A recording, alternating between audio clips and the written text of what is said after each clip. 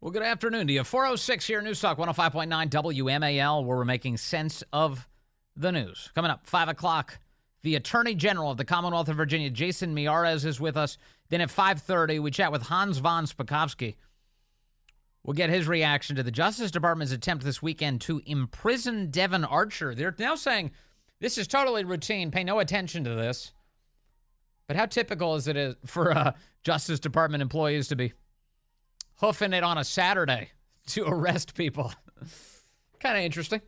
You can join us today at 888-630-9625, 888-630-WMAL. Here is what the 2:33 broadcast over on the Fox News channel sounded like. Archer tells the House investigators that Hunter Biden put then VP Biden on a speakerphone more than 20 times to sell, quote, the brand, in parentheses, in business conversations. And Chad goes on to say that Archer testified that there was a value of adding Hunter Biden to Burisma's board, was the brand. Burisma is the energy company out of Ukraine. The argument was that then Vice President Joe Biden brought the most value to the brand. There's that phrase yet again.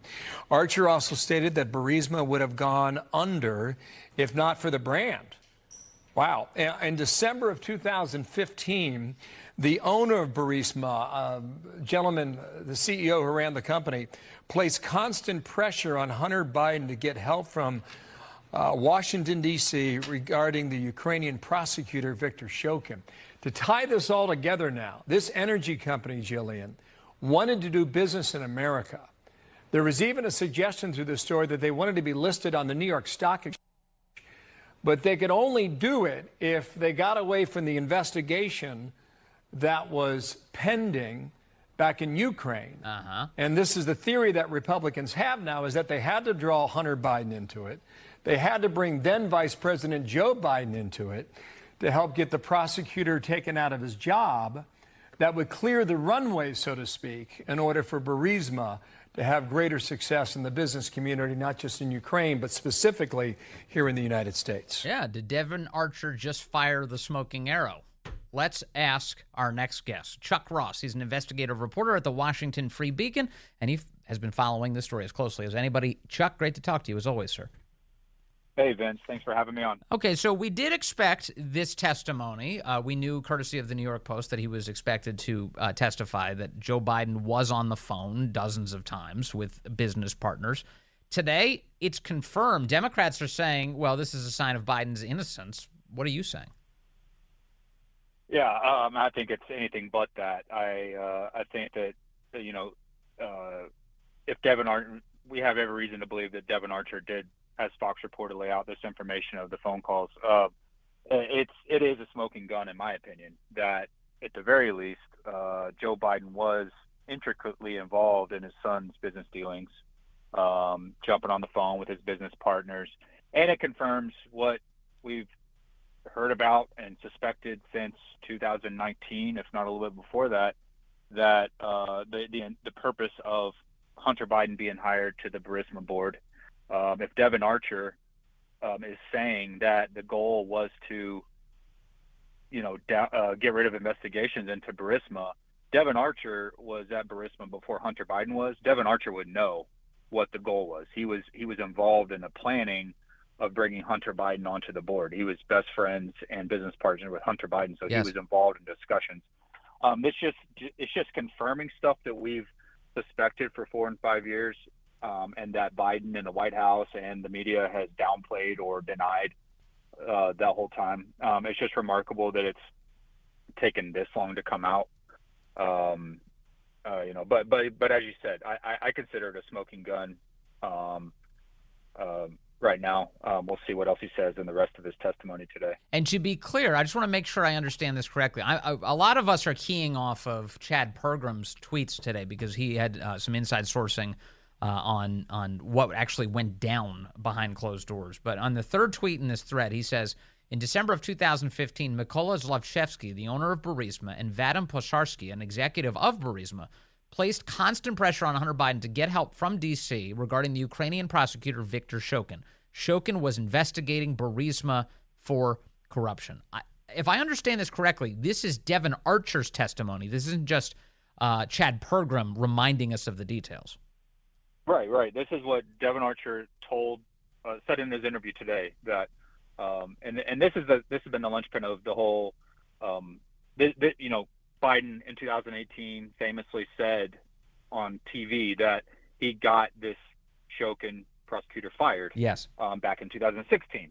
So what Archer testified to today matches up with everything that we've heard, timeline-wise, money flow-wise, what Joe Biden did and what happened as far as Shokin and the investigations into Burisma. It's all adding up. In my mind, there are no inconsistencies from what Archer has testified to today and what we've thought happened with Biden and with the Bidens and Burisma. Yeah.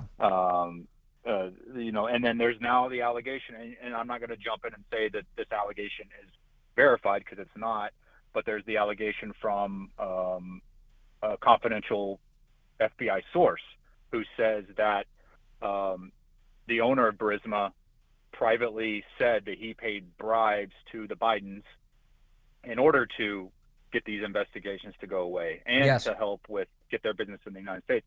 So Archer's testimony, I'm not going to say it verifies it, but it lines up with what that bribery allegation is. It's a huge deal. I think it's a huge deal, and I'm seeing it's not just Chad Pergram. Miranda Devine also put out a thread where she sources Devon Archer's testimony directly as being responsible, as you just did, Chuck Ross. She said that they were placing pressure on Hunter Biden for help getting the Ukrainian prosecutor Viktor Shokin fired here.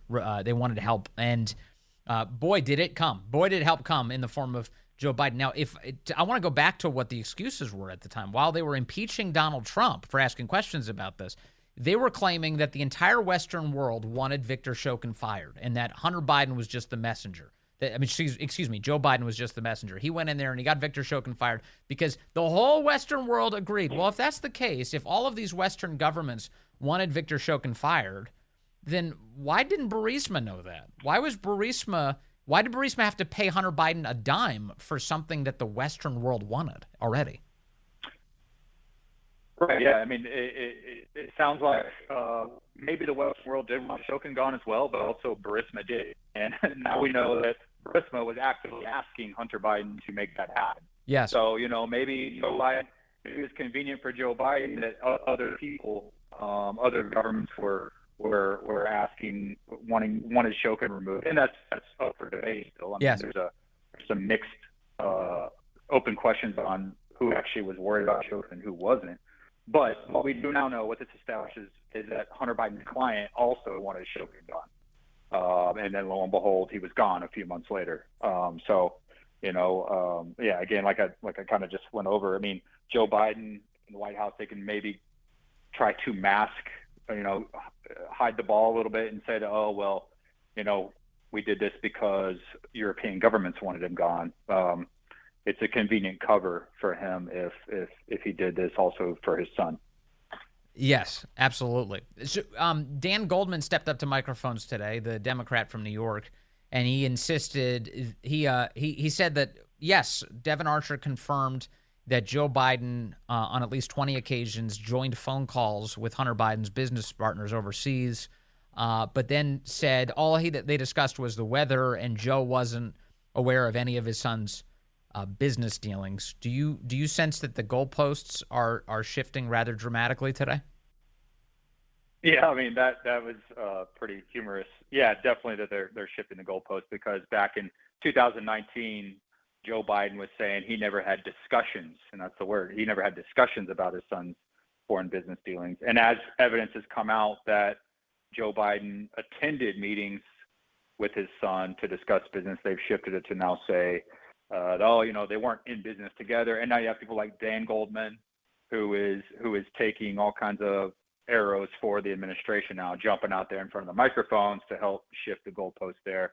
But the funny part is that he also confirmed that Joe Biden was involved in phone calls, at least 20 phone calls, yes, with his son's business partners. So that's a pretty big confirmation. I didn't have Dan Goldman confirms Joe Biden's involvement in the Biden family business on my bingo card today. I didn't know that he was going to be the one. Yeah, he's stepped on many rakes in his defense of the Bidens. It's pretty funny. And he goes out there and says that, they were talking about the weather. Dan Goldman during the Trump administration was always making comparisons between Trump and a mob boss. And a powerful guy talking about the weather, kind of sounds like something that, mob bosses might cloak their true intentions behind. So it's funny, and he's the first guy to jump out in front of the microphones. Obviously, he's trying to put a Democratic spin on Devon Archer's testimony. Yeah. I want to play some audio for you to remind people of Joe Biden's effort to get Victor Shokin fired. He had a phone call in February of 2016. This is February 18th, 2016.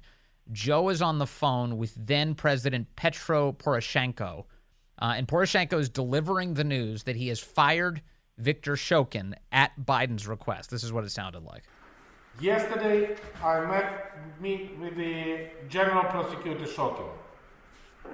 Yes. And despite of the fact that we didn't have any corruption charges, we don't have any information about he doing something wrong, I especially asked him, it was the day before yesterday, I especially asked him to resign as his position as a state person, and despite of the fact that he has a support in the parliament. And as a finish of my meeting with him, he promised me to give me the statement on resignation. And 1 hour ago, he bring me the written statement of his resignation. Great. All right, so that audio is important, I think, because in it, Poroshenko says there's no indication that this guy has done anything wrong. There are no accusations against him, in fact. Victor Shokin is basically, he's fine, is what Poroshenko's saying. But because you threatened to yank $1 billion from us, we fired him. And that's that audio, and that's Biden obviously expressing his gratitude for that. Yeah, that's remarkable evidence there, and it occurred, again, the timeline, it occurred 2 or 3 months after Burisma really started pressuring Hunter Biden to get rid of that investigation. And so, it's compelling circumstantial evidence, just the timeline in and of itself. Yes. And then, as Poroshenko says, we have no good reason to fire him other than you're asking us to do it. So right. then that just raises the question of why all of a sudden Joe Biden wants him gone. And right. Devon Archer's testimony today ties it together just a little bit more. And so, and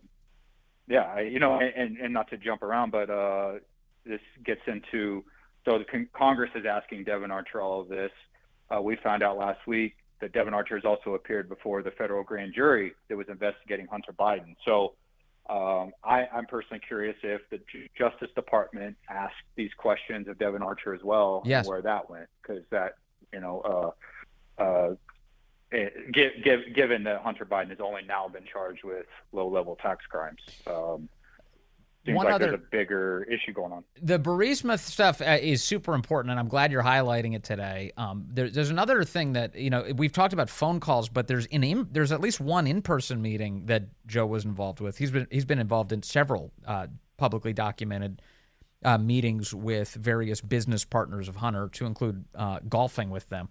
But in spring of 2014, Devon Archer laid out today, then Vice President Joe Biden actually attended a business dinner with Hunter and his associates at Cafe Milano right here in Washington, D.C. Present was the Russian oligarch Elena Baturina, the widow of the former mayor of Moscow.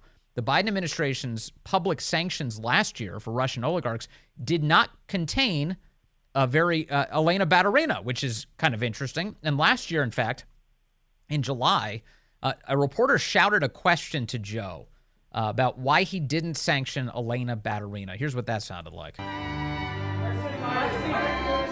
Russian oligarch Elena Elena Baturina, who did business with your son. Joe refuses to answer, looks around confused, but that was Stephen Nelson of the New York Post asking that question, Chuck, and it does stand out, doesn't it, that they didn't sanction her? Yeah, I mean, they've sanctioned pretty much everyone else in Russia by now, so the fact that this one person who happens to have paid Hunter Biden millions of dollars and then met Joe Biden at a, Cafe Milano, definitely stands out, to say the least. And Hunter's business dealings with this Elena Baturina were, as shady as all the other business dealings he had. She was allegedly involved in all kinds of questionable financial dealings in Russia. Yes. And yes, and Joe Biden dodges all these questions, as you said, acting confused. He acts like a befuddled old man who doesn't understand the question or whatever. But now it's just starting to seem like he knows that people are figuring out the evidence, and he just, ignores it, hopes it'll go away. Well, but Devon Archer's testimony again just opens up all sorts of questions now for the White House. And we'll see how they spin it now. Yeah, we will see. And Devon Archer's testimony continues. It's happening as we speak. More headlines ahead, I'm sure. Chuck Ross, in the meantime, thank you as always. Good to talk to you, sir. Okay, apparently that's a wrap on the Devon Archer interview, or at least that's what the Oversight Committee seems to have tweeted now 6 minutes ago. They put out a thread of the takeaways.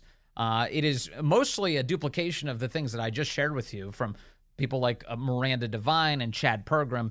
The exception here is Devon Archer confirmed that Joe Biden was referred to as, quote, my guy by Hunter Biden. That's not unusual. That was also in the emails. My guy, the big guy. There are a lot of synonyms for the guy. That would be Joe. I think the walls are closing in. Do you feel the walls closing in? I think they're closing in. It's like that scene in Star Wars. They're in the trash compactor. All right, hold tight. I've got more ahead on this subject and the media's ridiculous spin to defend the Bidens. Good afternoon to you. 4:35 here, News Talk 105.9 WMAL, where we're making sense of all of the breaking news today on the Biden family corruption. Boy, we just learned so much with each passing day, don't we? Jason Miyares will be here, the Attorney General of the Commonwealth of Virginia, at 5 o'clock. And then at 5:30, Hans von Spakovsky joins us as we'll dig into the Justice Department's attempts over the weekend to imprison Devon Archer, the man who just testified before Congress. And you can join us at 888-630-9625, 888-630-WMAL. Finding out some more information now about what happened behind closed doors today. A source telling the Vince Coglianese Show the following, that in testimony today, Archer linked the many businesses that he shared with Hunter Biden to Joe. He linked the many businesses that both Devon Archer and Hunter Biden shared to Joe Biden. Archer testified that if not for the Biden family brand, Burisma would have gone under much sooner. He admitted under questioning today that the Biden brand was Joe Biden. He's it. He's the brand. Democrats also, throughout the hearing and, of course, beyond it today, started trying to twist all of this. They are now saying that Hunter was not selling access. He was only selling the illusion of access. He wasn't selling access. He was selling the illusion of access. Do you know what that means now? You know what Democrats are saying? Hunter Biden's a con artist. So Democrats have now backed into a talking point where they say that the son of the president of the United States is nothing but a cheap con artist, that he conned millions of dollars out of federal interests, and that his father is completely innocent of any involvement whatsoever.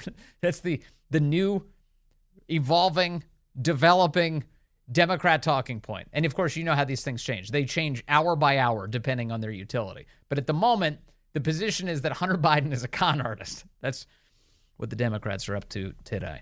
Let's see. Let me take Matt in Rockville here, line one. Matt, good afternoon. You're on the Vince Coglianese Show.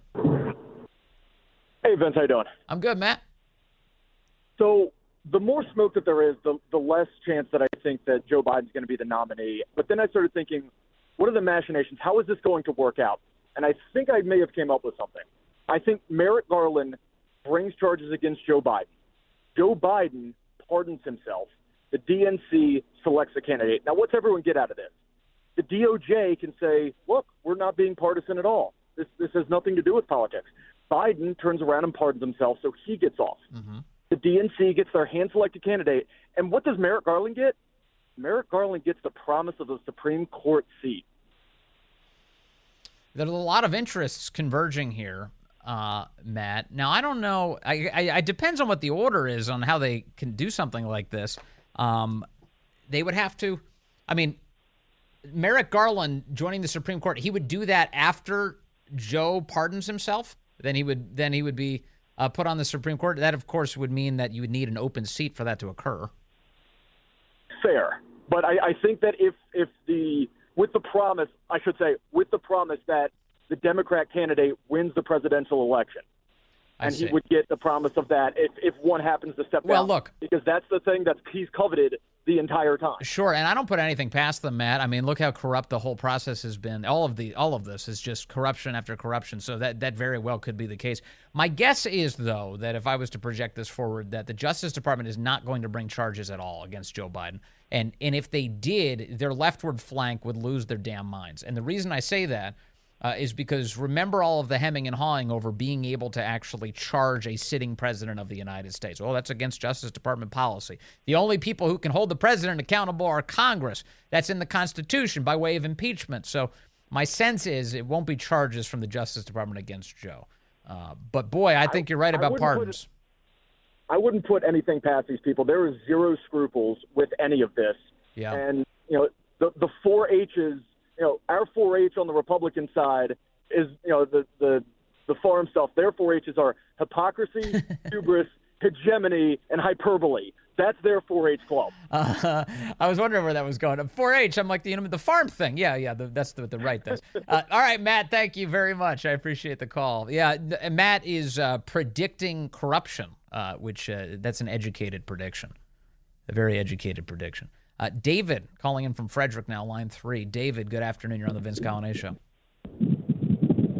Well, I just wanted to ask, when do the Democrats just say this is what, we have enough evidence, this appears, to be what it is, mm-hmm. and it is corrupt, and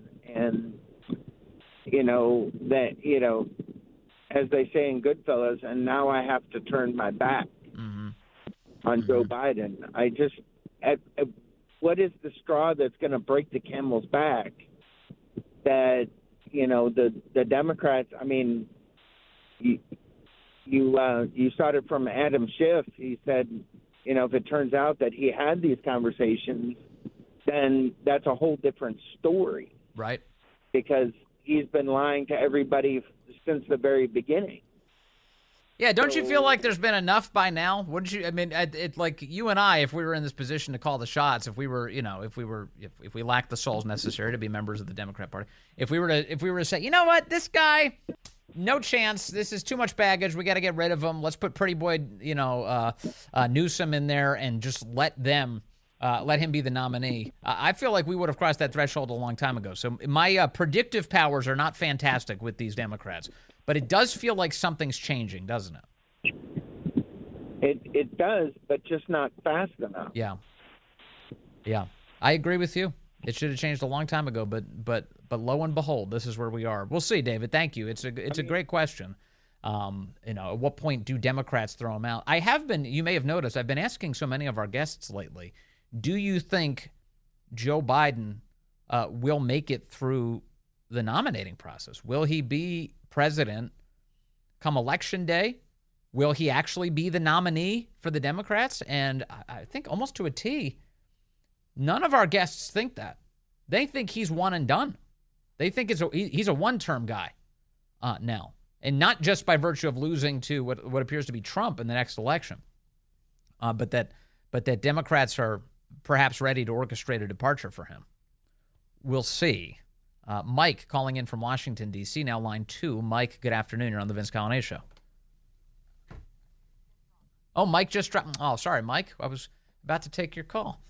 That was it. Okay. This weekend, there was a lot of cartoonish defenses of the Bidens. Chuck Todd over on Meet the Press had this conversation with Delaware Senator Chris Coons. And he asked Chris Coons, this is like he's like lobbing softballs at the guy, and the two of them are violently agreeing with one another that the real bad guys here are the Republicans. Do you think it would behoove the president for him to come out and say, hey, I had no business dealings with my son. My son's issues are my son's issues. Do you think he needs to say that more directly? Because there's a lot of people that believe something else went happen here. Well, let's be clear about that point, Chuck. What do you notice the framing on these questions? So if that guy was a journalist, he would say there is now insurmountable evidence that Joe Biden was aware of his son's business dealings and that he discussed his son's business dealings with his son, contrary to every other thing this guy has said in public. In other words, as far as we can tell, he's lying. That's where you should start from. But instead, he's like, well, people are saying maybe business dealings with my son. My son's issues are my son's issues. Do you think he needs to say that more directly? Because there's a lot of people that believe something else went happen here. Well, let's be clear about that point, Chuck. There's been a 5-year investigation, 5 years, by a Trump-appointed U.S. attorney. Whoa. All right, flag. I'm going to throw a flag now on this. Trump-appointed. Chris Coons picked David Weiss. The man you are listening to right now, the Democrat senator from Delaware, alongside his colleague Tom Carper, picked David Weiss for that position. This is the way it works in the United States Senate. He is the U.S. attorney for the District of Delaware, which means by Senate tradition, the senators from Delaware get final say who has that seat. Otherwise, they can stop the nomination. If they don't like the pick, they can stop it. So yes, Trump nominated the guy. But that's because the Democrats in the state tied his hands and said, this is the guy. David Weiss is only in that position because of Chris Coons. So for Coons to sit there and go, look, this was a Trump-appointed guy. He's been hassling Hunter for 5 years. He's lying to you. Of people that believe something else went happen here. Well, let's be clear about that point, Chuck. There's been a 5-year investigation, 5 years, by a Trump-appointed U.S. attorney. This investigation started during the Trump administration, and they've come forward with not one shred of evidence tying President Biden to any of this. I am encouraged that in sharp... It's insane. It's totally insane. Not one shred of evidence. Well, other than the FBI's FD 1023 form from a reliable source that the United States government was paying for years. Other than the countless emails from Hunter Biden laying out how payments were split up to include to his father, a.k.a. the big guy. Other than the multiple references from multiple sources to Joe Biden being the big guy, whether it's the FD 1023 source or Tony Bobulinski or Gal Luft.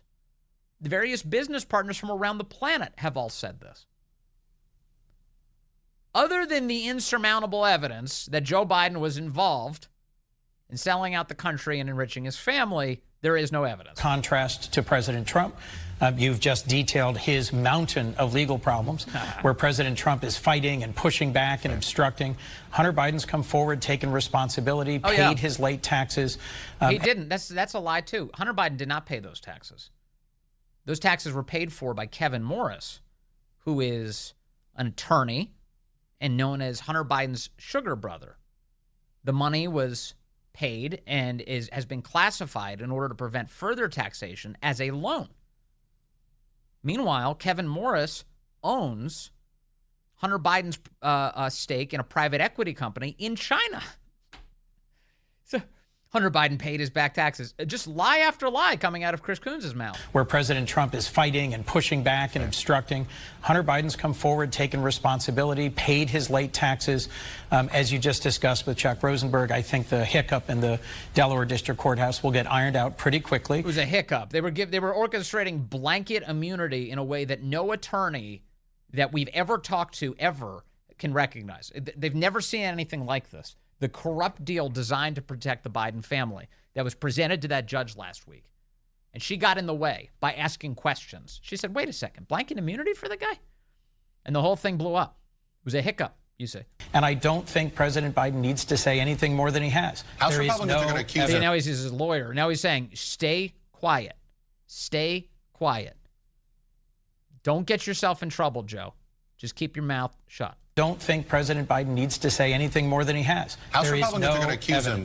They are. They're going to make the accusation. They're going to accuse him of all sorts of stuff. Whether they have the evidence or not. Correct. The question, and they may have an information ecosystem that helps amplify it. Listen to this idiot. So Chuck Todd's position is that regardless of the evidence, which, by the way, by the time this interview was aired on Sunday, there's mountains in front of them against Joe and the family. And Chuck Todd's position is, regardless of what the evidence shows, Republicans are going to lie. Isn't that amazing? How many do Republicans go on Meet the Press? What kind of fair shake are you going to get from that guy? If you're going to do it, go in for combat at this point. That's the only reason to do it. But his position is that regardless of what the evidence shows, Republicans are going to lie. If they don't have the goods, they will lie. Correct. The question, and they may have an information ecosystem that helps amplify it to a point where you don't think he needs to just direct, hey, despite what you hear, just so you know, I don't do business with my son. By the way, NBC's audience wasn't even aware of this story until like last week. And the only reason they became aware is because they had to get caught up, because NBC had already prepared. I'm confident of this. CNN, MSNBC, they had already prepared to tell people that there was nothing to see here, that the Justice Department treated Hunter Biden just like every other American. They held him accountable. He walked away pleading guilty and getting these misdemeanor charges. And everything's fine. Justice is blind. That was the story that they had prepared last week before the whole thing blew up. And in order to explain it to their audience, they had to catch up their audience on the story that they kept from them for years. So Chuck Todd's talking about information ecosystems. People are being misled. Yeah, on MSNBC. Or my brother. I think he's been perfectly clear. I think he's been perfectly clear. I don't even know what the brother reference was at the end there. And I'm not going to check. Okay. More ahead for you. The media spinning like crazy right now. These are the last desperate gasps for Joe Biden and company as the media just decides, when in doubt, just revert to form. Just if you don't know what to say, defend Joe. Joe Biden is now admitting that he has 7 grandchildren. Remember what he used to say? I have 6 grandchildren, and I'm crazy about them. And I speak to them every single day. That audio is from so long ago. Let me see here. What year was that? Oh, that was this year. What month? That was April. Oh, that was April. That was May, June, July. We're like 3 months ago. Yeah, okay, 3 months ago, he said he had 6 grandchildren. Now he admits that there's another grandchild who is 4 years old. And now he says he has 7. I have 7 grandkids, 4 of them, 5 of them old enough to talk on the phone. You know, every day I either text them or call them. Okay. So that was Biden this weekend in an interview. They announced in People magazine on Friday, in a Friday news dump, that Biden is now willing to admit that he has a 7th grandchild. How awful is that? They wanted to bury that going into the weekend. And then Biden was asked about it over the weekend, and he said, well, I have 7 grandkids. Only a couple of them are old enough to talk to on the phone. A 4-year-old is old enough to talk to on the phone. What's his claim is what? That little Navy Joan is just incapable of speaking? What is that claim? She's old enough. Over on CNN, they were debating this all this weekend. Why now for the Bidens? And honestly, why did it take them so long? Well, 2 things. First of all, Democrat Michael LaRosa, former spokesman for Jill. I respect you as a journalist for having to ask the question, but it is a very gross and uncomfortable subject to talk about as it is. Well, let's not call a little girl gross. Okay? No. I'm talking about the intersanctum of a family and the privacy of what goes on in a family. And you're right, that little girl, she should not be weaponized by the Republicans who are down there in Arkansas. Weaponized? Conservative lawyers and conservative PR people and posting on their Instagram. They shouldn't be weaponizing her. And everybody's welcome to make their own personal judgments. You shouldn't point out that Joe Biden is a scumbag. How dare you? On the Biden, but it is frankly, they are a family, a real family with real feelings, with real struggles and challenges. What kind of defense is that? Who has to ever say that? They're a real family. CNN's Scott Jennings had this retort. It's not Republicans, with all due respect, who made Hunter Biden into a complete scumbag on this and other issues. The ignoring his own daughter for 4 years, and the President of the United States hanging up a stocking for the dog, and not for his 7th grandchild. Okay, look. Yeah, that's a tightly delivered important point, isn't it? They hung a stocking for the dog. How many of the dogs? And were they in the middle of biting Secret Service agents when those stockings were hung? By the chimney with care? Meanwhile, Navy Joan gets ignored. Let's see if she gets a stocking this year. Not holding my breath.